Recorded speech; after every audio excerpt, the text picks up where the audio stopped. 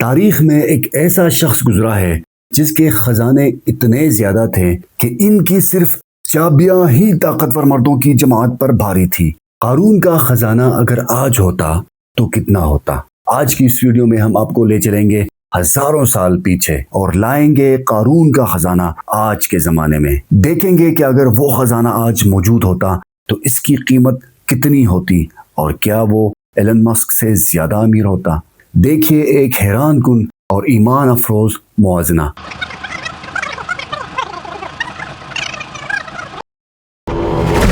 قارون بنی اسرائیل سے تعلق رکھتا تھا۔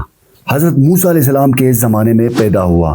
وہ ابتدائی طور پر ایک عام انسان تھا، لیکن رفتہ رفتہ دولت اور فرعون کی دربار سے تعلقات نے اسے دنیاوی عروج تک پہنچا دیا۔ قارون حضرت موسیٰ علیہ السلام کا عزیز تھا، بعض کے مطابق چچزاد بھائی تھا۔ اس نے دولت جمع کرنے کے لیے سود، ذخیرہ اندوزی اور ظلم کا سہارا لیا اور قرآن کے مطابق غرور کی علامت بن گیا۔ قرآن پاک میں اللہ تعالیٰ قارون کے حوالے سے فرماتا ہے، قارون موسیٰ کے قوم سے تھا، پھر وہ ان پر ظلم کرنے لگا اور ہم نے اسے ایسے خزانے دیے کہ ان کی کنجیاں بھی طاقتور جماعت پر بھاری تھی۔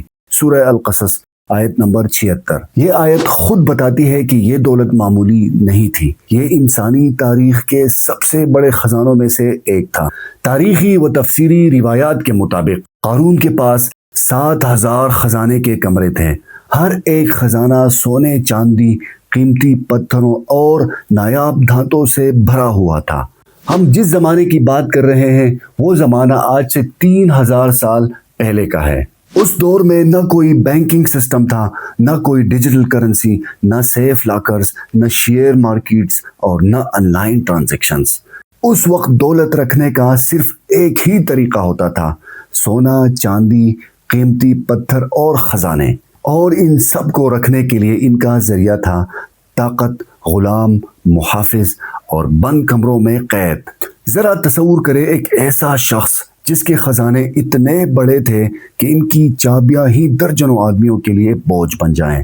اگر وہ آج کے جدید دور میں ہوتا تو نہ صرف دنیا کے سب سے بڑے بینک کا مالک ہوتا بلکہ وہ خود ایک ورلڈ بینک ہوتا۔ اگر قارون کی دولت کو آج کے عالمی بینکنگ سسٹم میں رکھی جائے تو اس کی دولت سے پورا پاکستان، بنگلہ دیش، افغانستان اور نیپال جیسے کئی ممالک سالوں تک چل سکتے تھے۔ وہ دنیا کے بڑے ممالک کو قرضے دے سکتا تھا۔ وہ ٹیسلا، ایپل، گوگل اور مائیکروسافٹ جیسی کمپنیوں کو بیک وقت خرید سکتا تھا، لیکن قارون کے پاس کوئی مالیاتی مشیر، کوئی انویسٹمنٹ پورٹ فولیو اور نہ ہی کوئی کرپٹو کرنسی تھی۔ پھر بھی وہ دنیا کے امیر ترین انسانوں میں سے ایک تھا۔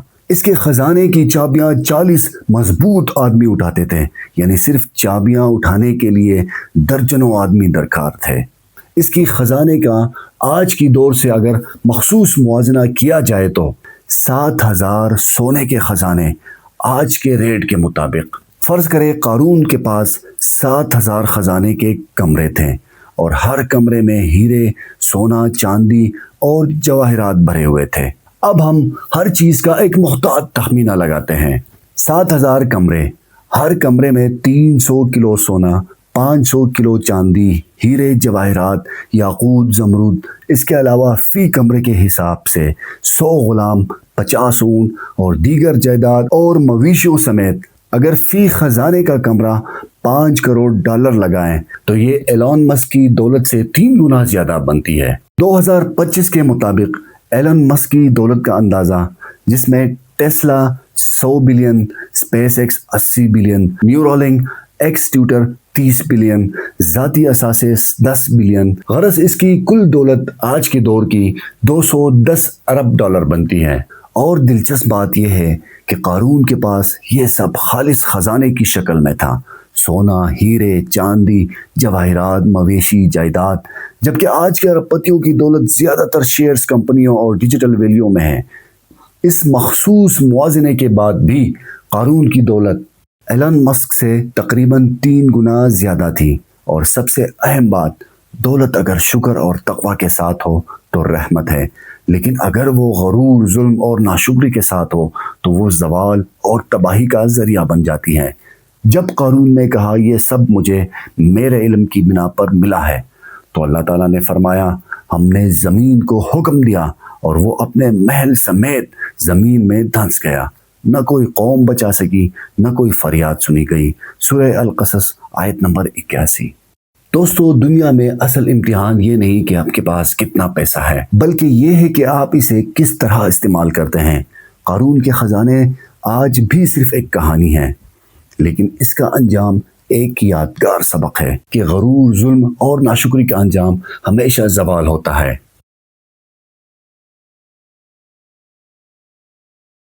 اگر آپ کو یہ ویڈیو پسند آئی ہو تو لائک، شیئر اور سبسکرائب ضرور کریں۔